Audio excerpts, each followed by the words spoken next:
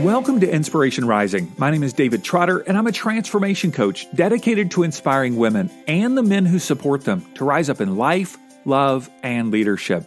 In this episode, you and I have the opportunity to ask some rather deep questions, such as, why do I do what I do? Why do I live the way I live, work the way I work, even raise my children in a certain way? Well, for me, it's not until I see a different way of living that I become aware of the ways that I have chosen to live my life, or even just opted into the cultural norm.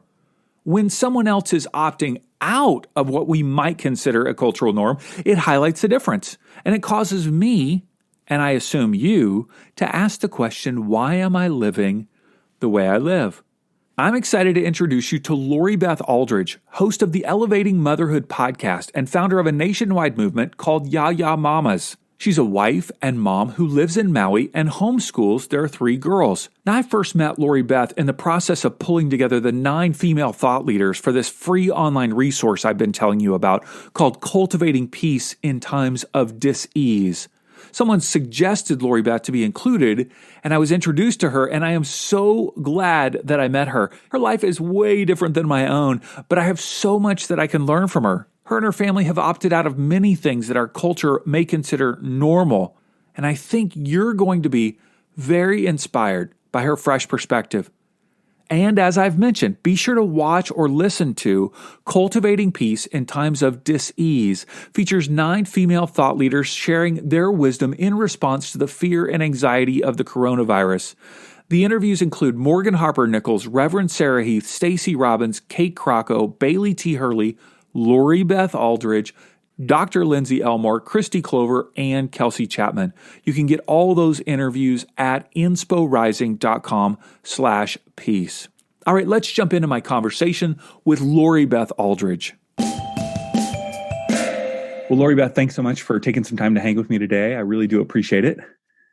Oh, thank you so much for having me. I'm so happy to wake up and do this first thing. It's a wonderful way to start the day.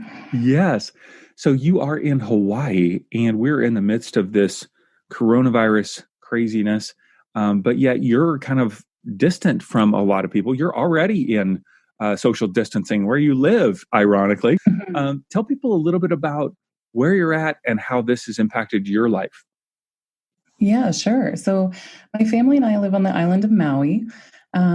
And I've been actually doing a lot of thinking about it because I'm trying to show up for people as best I can and be that calm. I feel called to be calm in all of this. And I think that I'm also in an advantage because we kind of opt out of a lot of things already and we work for ourselves. So that's staying the same. We homeschool, so then that's kind of staying the same too. Something that has changed though is I don't have a babysitter anymore. So I am kind of juggling that. And I'm also feeling this outside energy, if you will, of everyone kind of like calming down and they're not 100% sure what to do at home. And even as a person who stays at home, and, you know, I identify with those memes of like, I have lived my whole life for this moment, you know. Even as an extrovert, I still super love being at home. And we've set up our life in such a way that we want to work for ourselves. We want to homeschool our kids, but we're still being affected by it. It's interesting to be on an island where you have to prep for tsunamis, hurricanes, the ships being cut off, our supply lines being cut off. So we naturally have to be preppers anyway. We have to be prepared. We also have to be, now we have to be prepared for this too. So, and I come from the Midwest and there's already a little bit of prepper in me. So being so far away from town, we live over 30 minutes away from quote unquote town. We live out in the country and you know, we already have to be prepared to be kind of like cut off from that because there's limited roads here, right? There's only, 2 roads that lead into town, 3 roads if you go the other way, kind of, sort of, we have very limited access to things. So we already kind of went into this knowing that this is just one of those situations we're going to have to be prepared for. It just is coming in a different form. That being said, the shelves are more empty than usual. But I don't think they're more empty for the same reasons. I mean, I can't speak for everybody on the island, but for us, we're more concerned about the supply chains being cut off. Mm-hmm. And so when they're talking, this isn't just like a one-day event or like a hurricane that's going to come through or the power is going to be out or something like that. So we feel there is this slight different pressure to prepare. And I think it comes less from the outside than it does from an internal, like, oh, geez, the boats better not stop coming, you know? Mm-hmm. Yes, yes. How long would you say you could live at your current lifestyle? Like if it were cut off? That's a tricky question, and something that is being discussed every day here because we feel very secure in a lot of ways. You know, we have food trees on our property, we have goats and chickens. Technically, those are also food sources. We are prepared. I feel confident that we have well over 2 months worth of food.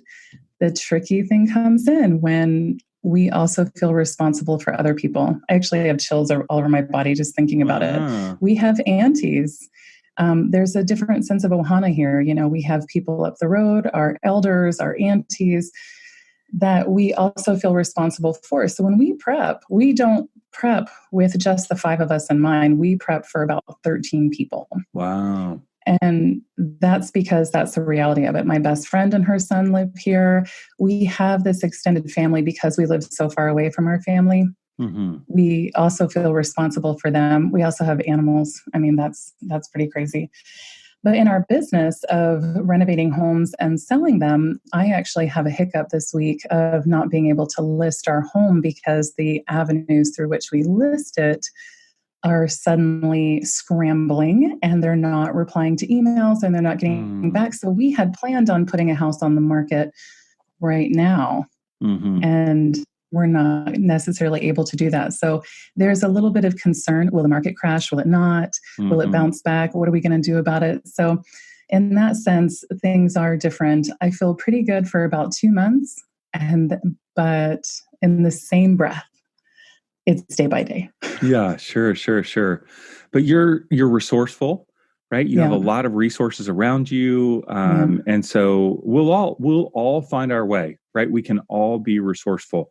I think the key is, I love how you described that you have other people that you want to be mindful of, and others of us may not have that particular situation, but how do we not just think of ourselves, but how do we think of other people in the process? And that's something that I think we all need to really think about in these moments. Mm-hmm. I was a little torn. I'm torn by some of the messages that are coming across my social media feeds and the news media and things like that, because basically it feels like we're being asked to hold the space for everyone. We're supposed to, it's almost like we're being lectured not to just look out for ourselves. Mm-hmm. But I get the sense that a lot of us are doing that anyway. And I kept thinking about it of, am I doing enough? Am I doing enough? And I have worked really hard to get rid of that message in my life. And so I was totally honest with myself and said, okay, the reality is I can prep for these 13 people. Sure, that's great. I can hold them in that space. I can do that. And that absolutely is enough. It's enough. Mm-hmm. And I need to just settle into that and realize that I can't hold the space for every single person. I can't prep for every single person. So I have let go of that pressure that I'm seeing over and over again of like, you must think of other people. But I have absolute faith that people are thinking of other people already. That's good.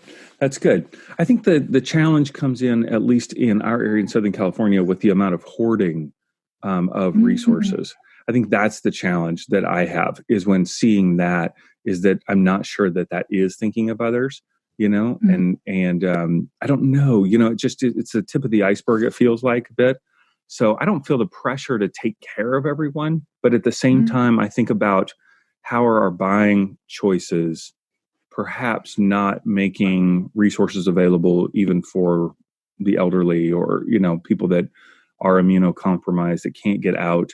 I do wonder about that, but our stores are doing a great job in even opening earlier or saying just these hours are for people who maybe need a little extra time or help or whatever.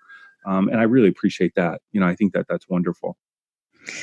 I agree with you on that. And we have kapuna hours here. Kapuna are elders. They're super early in the morning, but also there reached a point where my aunties, I'm just going to call them my aunties, the older women in my life, didn't feel comfortable going out anymore. And so then I was tasked with doing a regular shop for a large family plus three different aunties. And so when I would show up in the grocery store with my You cart look like full, you're it hoarding. looks like I'm hoarding. And Yes. so I literally felt this pressure to look around me and say, okay, I'm from a huge family, and this is for auntie number one, this is for auntie number two, and this is for auntie number three. And I felt like I stood there in line, and everything I put on the conveyor belt, I'm like, this person has goats and they need this. This person has a wound and they need this, I'm constantly, I felt like trying to justify myself. Yes, that is awkward. Yeah. I had to negotiate eggs and explain to them that, like, I know that you're saying too, but I need to get some for my auntie and my own children with allergies. And the manager, thank God, was like, I know you, and good. I'll allow it. And I'm like, oh, thank God. And I'm not asking for, well, I guess, and technically I am asking for special stuff, but I am also not just shopping for myself. It was totally Yeah. them. I interviewed somebody the other day who's got like 5 kids or something, and she got 4 loaves of bread and I think 4 things of oat milk or something, which would just be the 4 things of bread were just for like a week for her. It was. That's kids. A week. Yeah. And they're like, you can only have 2. Like, what? I'm just trying to feed my family. So yeah, it is complicated. It is very complicated. Yeah, it is challenging. Mm-hmm. Well, let's talk for a minute, because I know that you have just such a unique lifestyle, not only where you live, but the way that you think about motherhood, parenting, living life. I mean, you're kind of weird, Lori Beth. You're kind of just really different, right? And I like that. I don't know why I'm attracted to weird people in my life. All my friends are like super weird. So,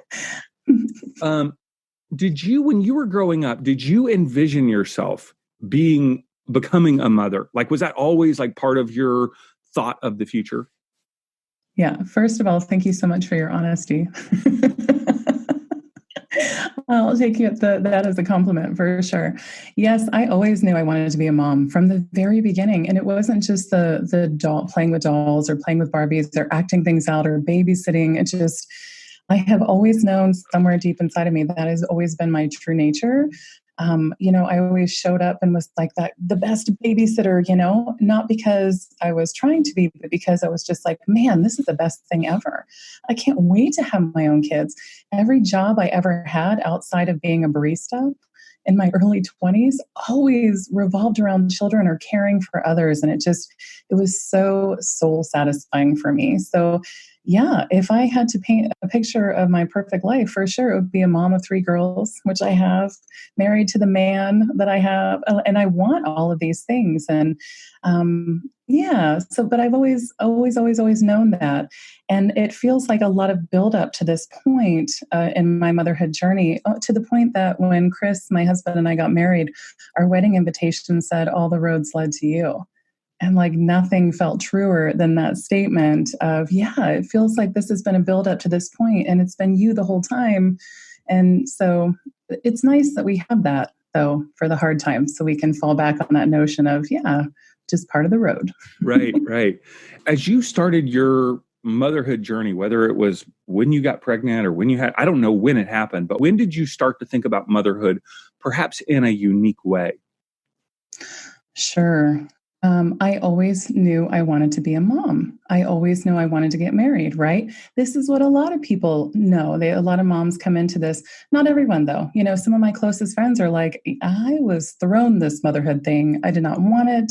And it's harder possibly for them to, figure out how to make peace with that, right?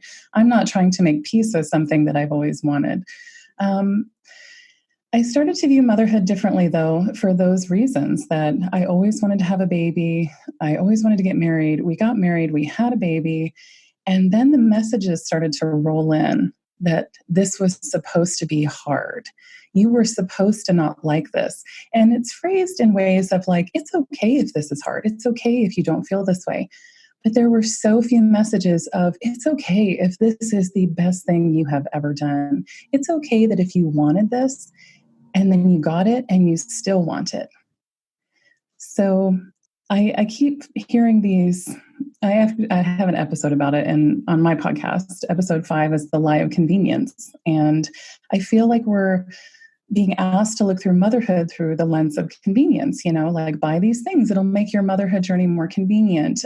Do this, it'll be more convenient. And then we're also kind of bombarded with the message that if something is difficult, it's suddenly hashtag inconvenient. And our brains were kind of trained to want these things. You want to have babies, you want to get married for some of us. And then you're being trained to not like it. The terrible twos, the three-nagers, and all the other terrible things that are said about kids. But then if you like it, you're an oddball or you're bragging but really for me, it's peaceful. It's the motherhood that I've always wanted. So I keep my eye on the prize, and I started to drop these messages of inconvenient, or I started to look at my own language too. Am I describing my children as inconvenient?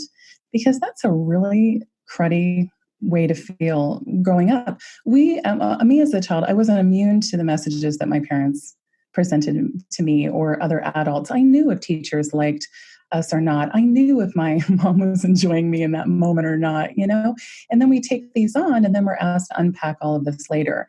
And so from very, very, very early on, Chris and I decided we were not going to put that heaviness on our kids. What are some examples of language that I may not even realize is I know obviously terrible twos, but give me some other examples that people may not even realize they think about their kids in a negative way. If their schedule gets thrown off, that's a huge one. I see people complain about this all the time. And we are living in a time where our entire schedules are thrown off. And so you're seeing all these memes of, just putting down our kids and saying how terrible this is, how terrible this time is, instead of tapping into a more peaceful outlook. It's, oh my gosh, it's so inconvenient that my kids are at home. Okay, we can totally reframe that, because if we are constant, and it's just looking at the way you're thinking too. If you believe that you having to take your kids to the dentist is inconvenient, when truly your job as a parent is to just take them, you're making it harder on yourself. And you also are kind of thinking that you deserve convenience too. And that's really hard. That's really hard for me to swallow. And so I refuse to swallow it. I refuse to be like, yeah, because if we view life as convenient or inconvenient, we're going to see basic tasks of figuring out this time, feeding our kids dinner, taking them to the dentist, taking them to the doctor as inconvenient. But that's life. Those are all part of life, right? This is just life right now, and we're needing to figure that out. And convenience makes us feel like our life is getting in the way of our life. And if we're viewing it through that lens, it's exhausting. And it's also, I think, emotionally taxing on your whole family. So I dropped that. Once I connected those dots and realized, you know what, I've always wanted to be a mom. I've always wanted to be married. I have these kids. I'm not going to let go of that dream. I'm not going to drop that dream because society tells me I shouldn't be enjoying this and that it should be hard. And I'm going to stay focused on what it is I actually want instead. So I hear you saying, and this is a profound message, that convenience is not something we deserve. Right. And convenience is not something that you would encourage us to assume. So You're basically saying our culture has told us not only do you deserve convenience, but you should assume convenience as as opposed to life has challenges, ups, downs, twists, and turns. If something happens to be easy, hey, that's nice. But if it's not, that's okay too, because that's just part of life. Is that what you're saying? Absolutely. And I know that you, in your line of work, have had a lot of opportunity to look back at the end of people's lives and, at funerals and things like that. At the end of our days, we're not going to look back at our life and think very peacefully, man, that was convenient. Mm-hmm. So it sounds a little morbid to put it that way. And most moms don't appreciate the look at the end of your life and what are you striving for? So I switched everything out because when I realized I didn't want to, at the end of my days, look back at my life and say, man, that was convenient. That brought me so much peace and satisfaction. I was like, what am I going to look back on? What are people going to say? And, I would hope that it would be kind things, true things, and they wouldn't have to make things up about what kind of person I was, so I realized that I wanted my life to be filled with the beautiful and the simple, because those are the important things. And those are going to be the memories that I hope my kids have. And not that mom always felt so inconvenienced. Mm-hmm. One of the things that my mom shared with me as our kids were, growing up, she said, don't wish away your child's life. She said, as you were growing up, I wished you were walking. I wished you were in school. I wished you were, it's that always looking to the next season and wishing it was that next season as opposed to being in the moment. And how do I, I wish my kid was driving so I didn't have to drive them everywhere or drive them to school, as opposed to, this is a privilege to drive my kid to school. Look at this 15 minutes that we get in the car in order to have some random conversation or no conversation at all and just be in each other's presence and a presence, all those seasons, right? Just wishing to the next thing. That's, once again, it's about convenience, and it's about not being present and enjoying our kids in the moment. Friends, if you're looking for inspiring reading material during your time of physical distancing, I want to encourage you to pick up my new book, Empowered to Rise: The Secret to Embracing Your True Identity, Uncovering Your Superpowers, and Bringing Your Inspiration to the World. I have a special bundle that I've put together for you. Of course, you can buy the book on Amazon, but I've put together a special bundle that includes a signed paperback copy, a deck of my True Identity empowerment cards, and an inspirational magnet. You can get it at insporising.com/bundle. That's insporising.com/bundle. I want to read you one of the Amazon 5-star reviews. This one from my new friend, Bernadette Logue. She's the founder of thedailypositive.com. She writes, "Loved this book. So grateful to David for the inspiration and empowerment he delivers. His manifesto alone is soul-stirring and a brilliant tool for daily intention. I particularly liked the logical pathway provided through the book, which felt so practical to me as well as uplifting. From knowing our true identity and embracing that, to then uncovering our uniqueness and vision, to then bringing that to reality in the world with action. It all made complete sense to my logical left brain self while resonating with my spirituality. A wonderful resource." All right, check it out at insporising.com/bundle. I did not enjoy them for the first 10 years of their, since I was a parent, because I was focused on being a pastor and workaholism. I was total workaholic. And for the last 12 plus years, I've really enjoyed my kids. Sometimes a lot less than I enjoy them. Ups and downs are normal. Really been some challenges in there, but to go, God, I love them so much, and it's so, and my wife leads the way on all this. She's way ahead of me on all of this. I learned from her on all of it, but that's such a profound message. Inconvenience is not to be, we don't deserve it, and we shouldn't necessarily expect it. Okay, so that's one big way that you've opted out of some cultural norms in regard to parenting.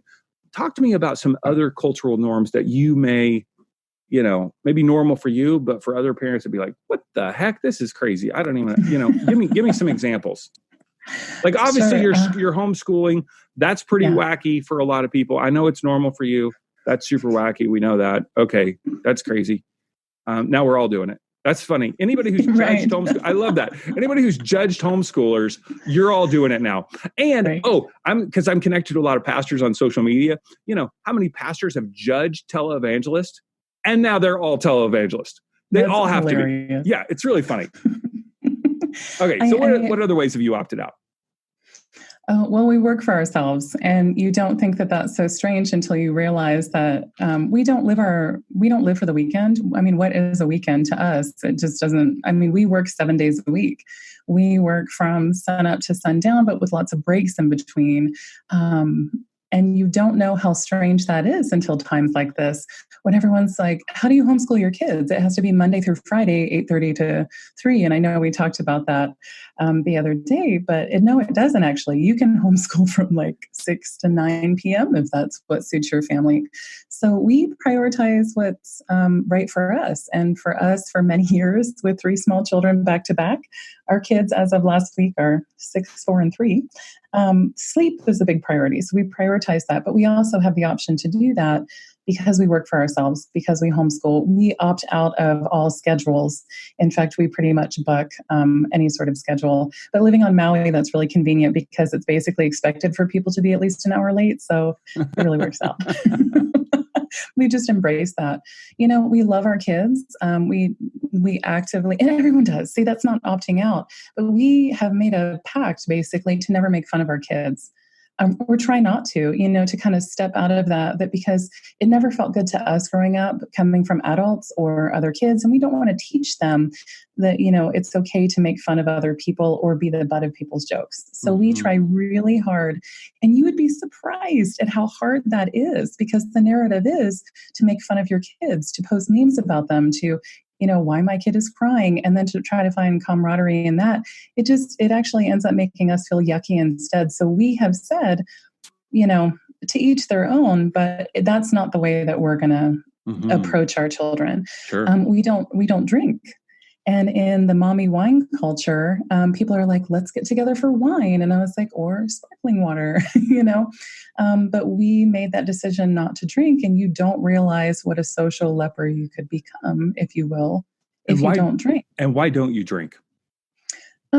Well, there's alcoholism on my husband's side of the family, and it was never serving us. And I'm not saying he's an alcoholic or anything like that. We're just very aware of it. And it played a role in our marriage that was not very nice. And so we decided that we looked at it and said, we don't have a lot of issues. We love each other so much. What are the issues? And we pared it down to a couple, and one of them was drinking. And it wasn't serving us, and we weren't our best when we did that. So we had bouts of not drinking. When we met, neither one of us were drinking because we were on health journeys. And so it felt like we met the real other person at that time. Yeah. And so I don't drink to support him in his decision. But also I don't want to be hypocritical and be like, I'm just going to go out and drink with my mom friends because that's the message that we're constantly fed, or, all the whole mommy drinks or you make mommy drink messages and stuff are just, it makes me physically ill, those things. So, but that's me personally, right? That's me personally. But that's because of the story, the narrative that we bring to the table, right? Because that is a very toxic message in our particular household, all the details. But we opted out, and we've stayed pretty firm on that. But there is an adjustment period. Friends fall off, or, you don't have that in common anymore. And then when that falls to the side and you realize maybe that was the only thing you had in common with that person, it's very enlightening. Let's put it that way. Yeah. So fascinating.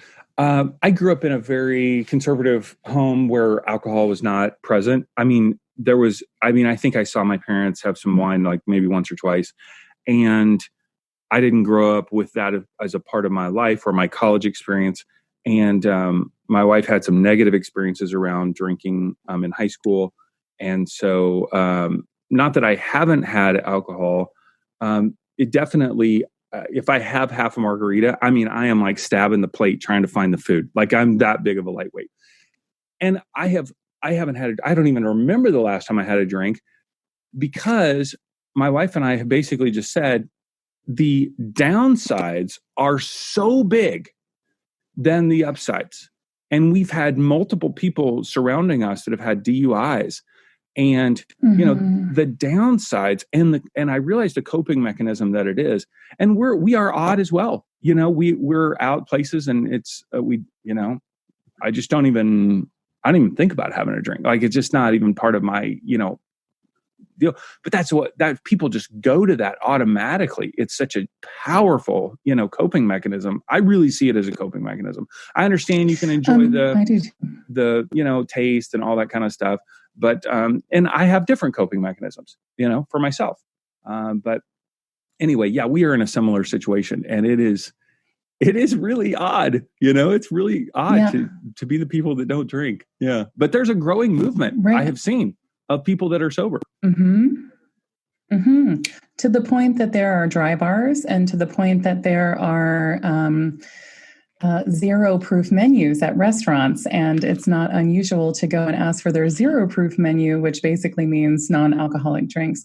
And I'm really glad you speak up and say that too. And I was really hesitant to speak up and say that we don't drink in our house. But, ever since I did, first of all, people wonder why. They want to know what the problem was. Yeah. And they make all sorts of assumptions, but that's okay. We're still just going to hold on to it. But by speaking up and announcing that we are not drinkers, I have had multiple moms come to me and say, "How did you get your husband to stop drinking?" Wow.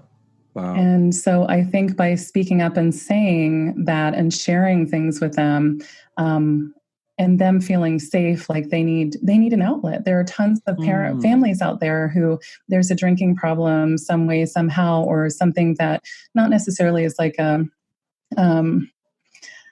stereotypical drinking problem, or like what society kind of lumps in as a drinking problem. They're functioning. They're functioning. Yeah. But if it's a problem, it's a problem. It doesn't matter what level that is. Right. And so they're needing to talk about it, but we're encouraged instead to talk about the wine or have a glass of wine and just relax about it or give into it or let them, have their space or whatever, or that you don't necessarily have a problem. And the narrative just needs to change about that. And I think it starts with us gently stepping up and saying, "I don't drink." And that serves me and my family well. Yeah. I love that. So fascinating. Yeah, that's good. Okay. What are some other opt-out ways now that we're really pushing buttons? Just lost all the people that drink alcohol right now. They're all turned us off. That's a hard part too, is that I truly believe that my choices aren't a commentary on other people's. That's true. That's very true. But I can't control whether or not they believe that. And, there are some choices that people make that I feel are a commentary on my life. And that's something I need to work on too. So not immune to that. Not going to be a hypocrite about that. I've got my work to do. Yeah. Do you eat meat? Another way. Do you eat meat? Yeah. Oh, geez, you're killing people. You're killing small souls. Yes. Killing small souls. But I also have a ton of vegan friends, right? And I support a lot of vegan businesses. But I just listen to my body. I was a vegetarian for 9 years. Does that? Okay. All right. Okay. All right. So you've backslidden. You've backslidden is what your problem is. Yeah.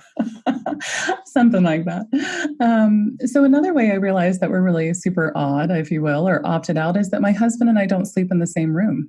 We actually have separate bedrooms. What and are you talking about? A huge, I know. It's a huge trigger for people. Your marriage is on the rocks.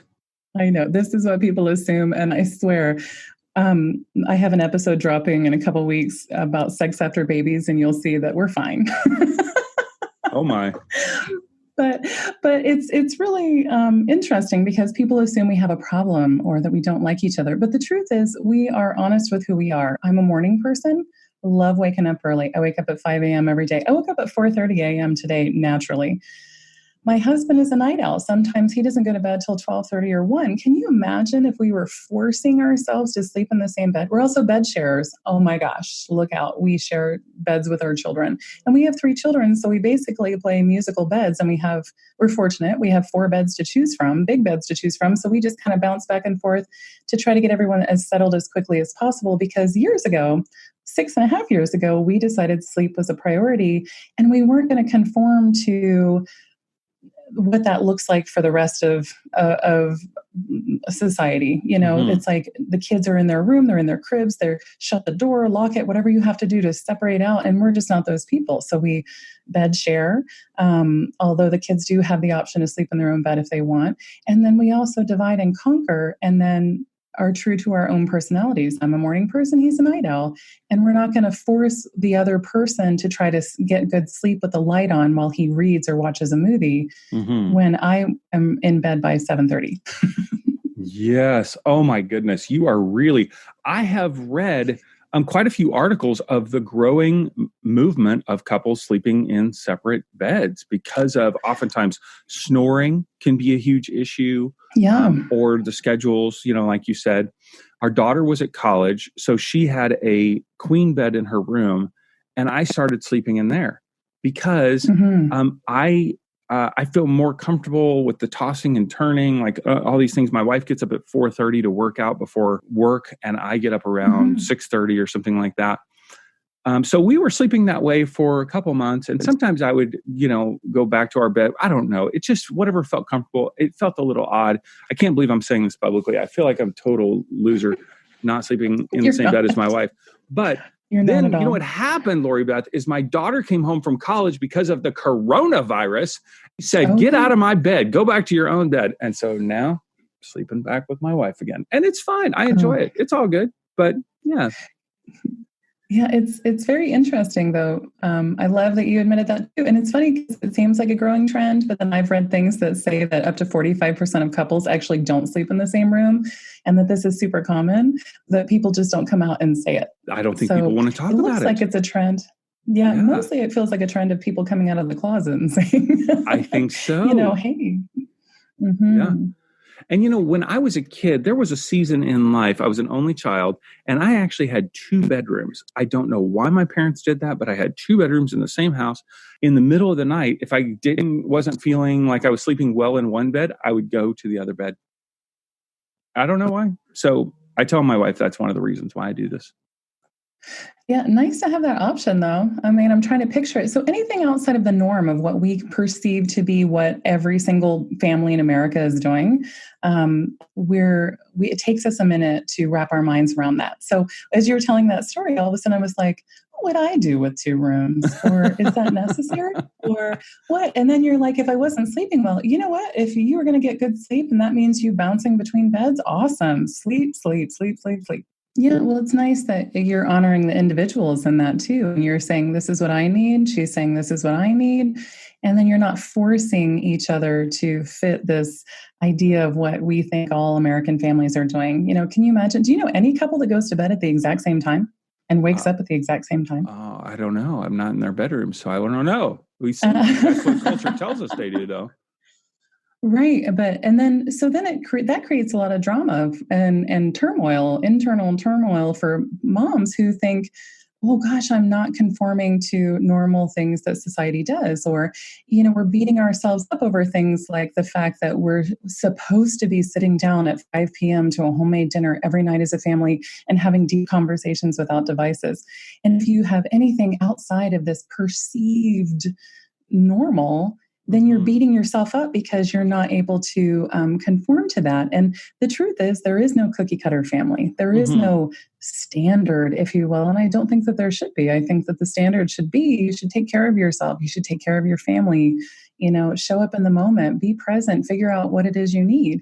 It's like you bouncing between beds, or any of us bouncing between beds. It's like, this is what I need in the moment. I had a really long, hard day and I've got another one tomorrow. I need extra sleep. What is the best way for me to do that? And then answering that predicament in that moment, rather than being like, oh, well, actually, culture says that I should just stick with this, or I should forego sleep in order to do it, because we tie up so much of our self-worth and our self-care. And that's a whole other topic that I'd love to expand on with you at a later point. But, that's another way we opt out, is that we practice self-care.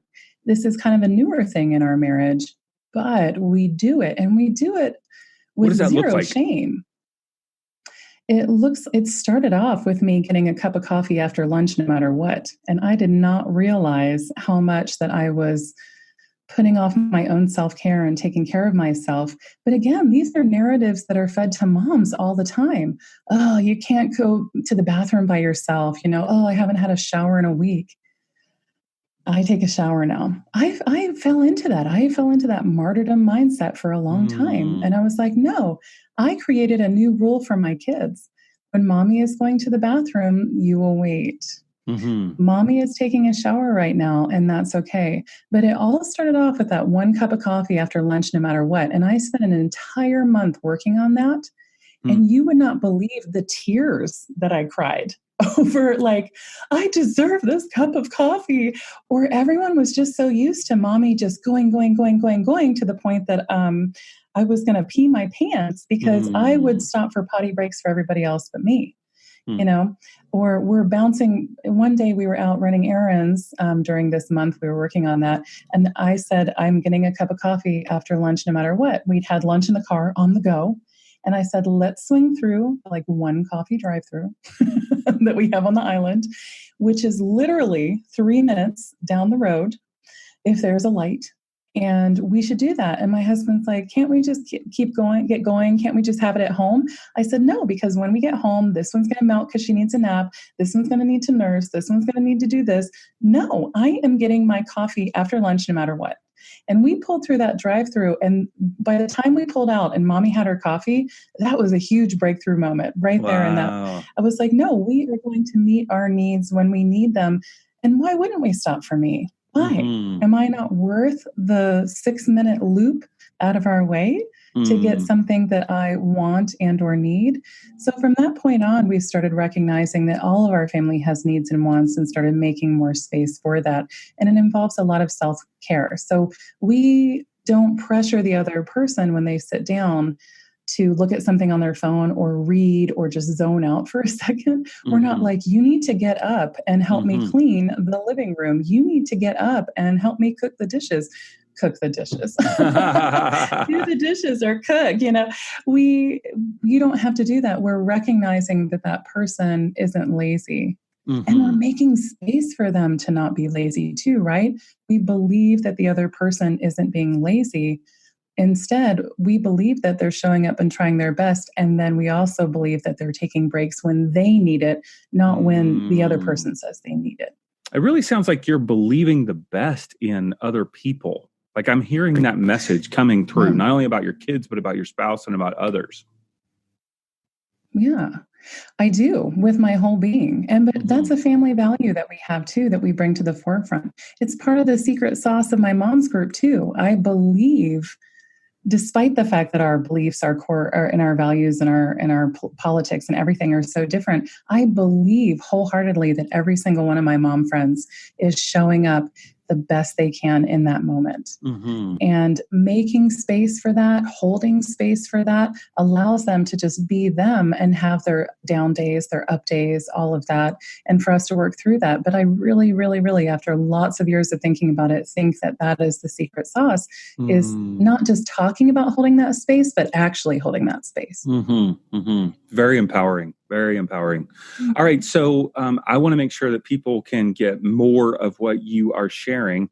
And the two places that seem the best for them to go. One is your podcast, Elevating Motherhood. Can guys listen to it? Could I listen to it? For sure. There's a variety of topics. I definitely have decided to speak to moms.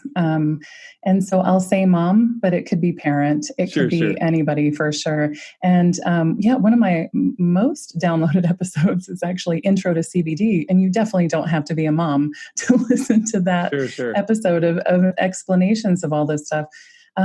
For sure. I talk to moms, but it's for parents too. And it's everything from anxiety and parenting to different ideas. I do a lot of intro to Eastern medicines and ways of thinking, just for perspective. My whole goal is to provide soft perspective, because I feel like we live in this just very rough, brash, message-filled world. And I'm like, I'm fortunate enough to have been given soft perspective in a lot of different areas from a lot of loving people. And so I want to pass that on. So anytime we're talking about anything, including educating your kids at home during this time, my 2 most recent episodes are about that.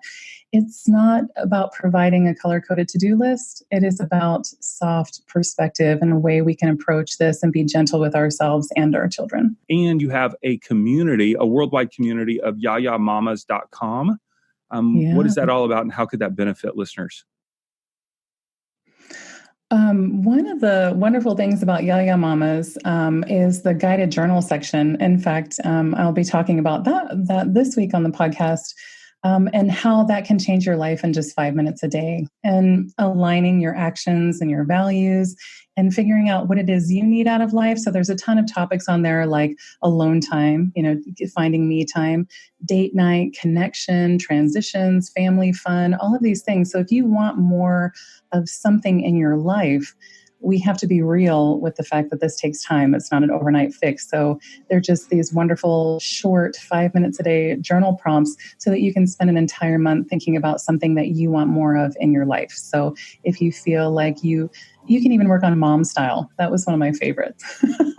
That's great. But just all of these things, deep, not so deep, but just we're also having fun and doing it together, because there's something really powerful about working on yourself in this sisterhood of other moms. And you are an incredible writer. I mean, you write quite a bit, and that's why guided journaling is obviously flowing out of you. So people will enjoy your writing on the website. So Lori Beth, you are amazing. I love what you're bringing to the world. It is a soft, different perspective. And I think that's cool. I think that's resonating with people. It really is. So thanks for sharing it with us today. I appreciate it. Oh my gosh. Thank you so much for having me. And thank you for all the work that you're putting out too. I'm almost done with your book. And yeah, it is a must read for sure. Well, I hope you enjoyed my conversation with Lori Beth. To learn more about her podcast, and the Yaya Mamas community, check out all the links in the show notes by swiping up on your phone now or visiting our website, insporising.com. Well, may this time of physical distancing give you the courage to ask, why do I live the way I live? And may you embrace the fact that you are empowered to opt out of cultural norms in order to live your life in a way that resonates with your vision and values.